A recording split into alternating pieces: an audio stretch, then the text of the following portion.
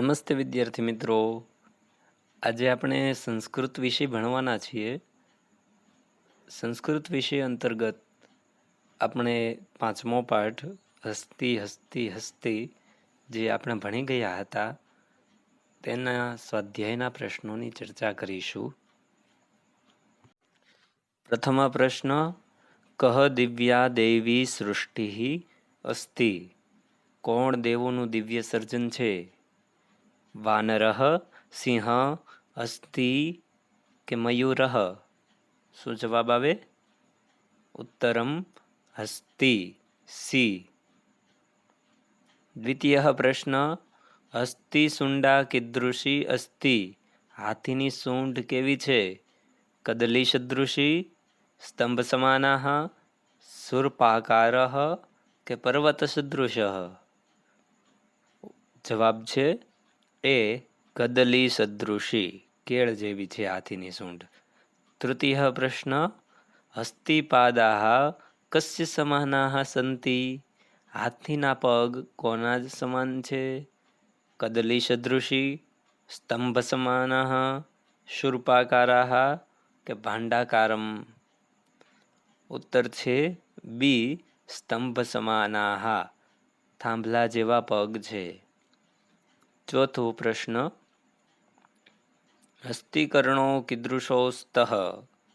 કદલી સદૃશી, હાથીના કાન કેવા છે?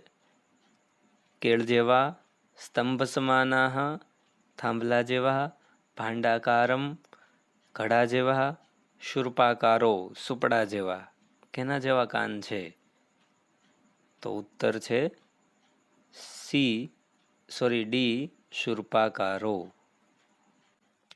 પંચમ પ્રશ્ન, હસ્તિ ઉદરમ કીદૃશમ? હાથીનું પેટ કેવું છે?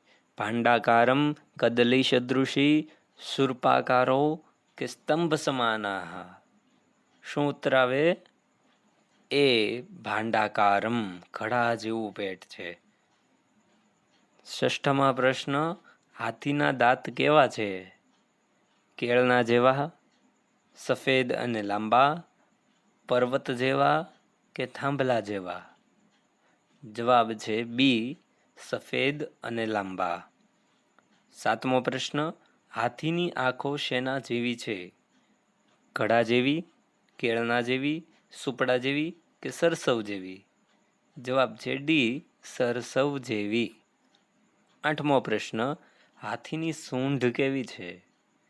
ઘડા જેવી, રાઈ જેવી, સુપડા જેવી કે કેળના જેવી? જવાબ છે ડી, કેળના જેવી.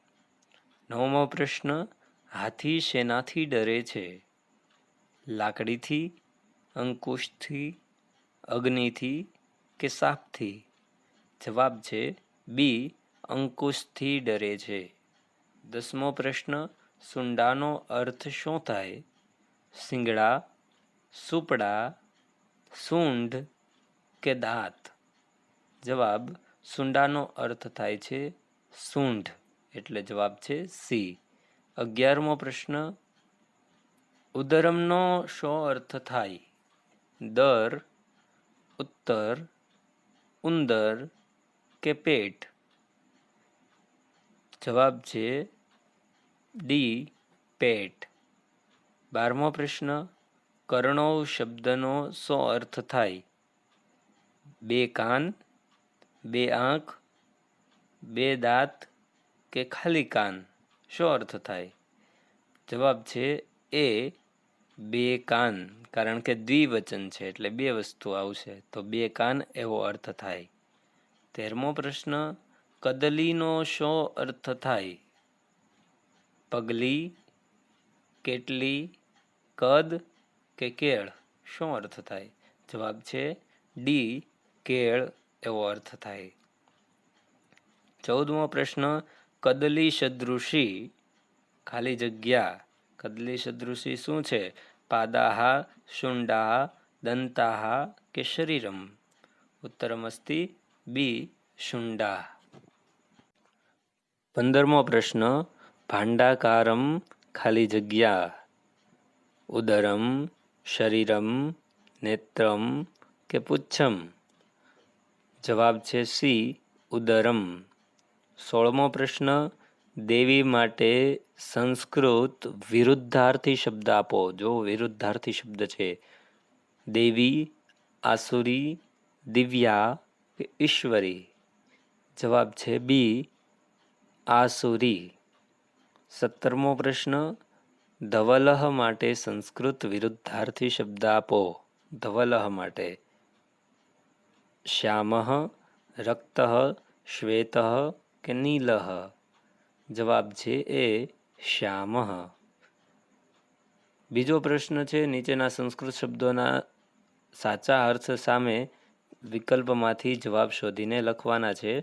પહેલું, હસ્તી અર્થાત કિમ? હાથી કે હાથ? જવાબ છે હાથી. બીજું, કદલી. કદલી એટલે શું? કદ કે કેળ? જવાબ છે કેળ. ત્રીજું, સુંડા એટલે સૂંઢ. ચોથું, ઉદરમ એટલે પેટ. પાંચમું, કર્ણો એટલે બે કાન.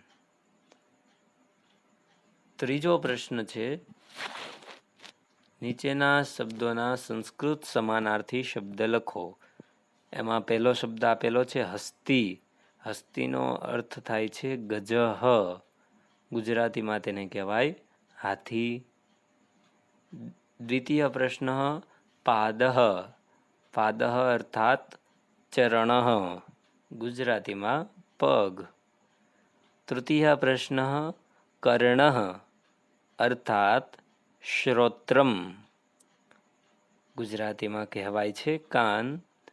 ચતુર્થ પ્રશ્ન, ભાંડ અર્થાત ઘટઃ એટલે ઘડો. પંચમ પ્રશ્ન, નેત્રમ અર્થાત નયનમ. નયનમ એટલે આંખ. ષષ્ઠમા પ્રશ્ન, દંતાહ અર્થાત દશનાહ. એને ગુજરાતીમાં કહેવાશે દાંત. ચોથો પ્રશ્ન, નીચેના શબ્દોને માટે સંસ્કૃત શબ્દ આપો. જે પાઠમાં વપરાયેલો છે એ સંસ્કૃત શબ્દ લખવાનો છે. પેલું, હાથી. હાથી માટે શબ્દ છે હસ્તી. બીજું, કેળના જેવી. એના માટે શબ્દ છે કદલી સદૃશી.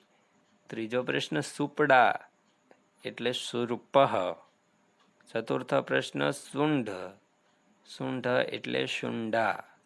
પંચમ પ્રશ્ન, લમણું. લમણું માટે સંસ્કૃત શબ્દ છે ગાત્રમ. ષષ્ઠમો પ્રશ્ન, પર્વત સમાન. એના માટે પર્વત સદૃશમ. હવે પાંચમો પ્રશ્ન છે, નીચેના શબ્દોની સંધિ છોડો. બે શબ્દોને અલગ કરવાના છે. આની અંદર બે શબ્દ છે. સંધિની અંદર બે શબ્દો અલગ કરવાના હોય. બે થી વધારે પણ શબ્દો હોઈ શકે ક્યારેક. પહેલું, શૂર્પાકારો. આની અંદર બે શબ્દ છે, શૂર્પ વત્તા આકારો. બીજો પ્રશ્ન, ભાંડાકારમ. આની અંદર પણ બે શબ્દ છે, ભાંડ વત્તા આકારમ. ત્રીજો શબ્દ છે ઉન્નત બૃહદ શરીરમ. અહીં જુઓ, ત્રણ શબ્દ ભેગા થયા એટલે એ ત્રણેયને અલગ કરવાના છે. ઉન્નત વત્તા બૃહદ વત્તા શરીરમ.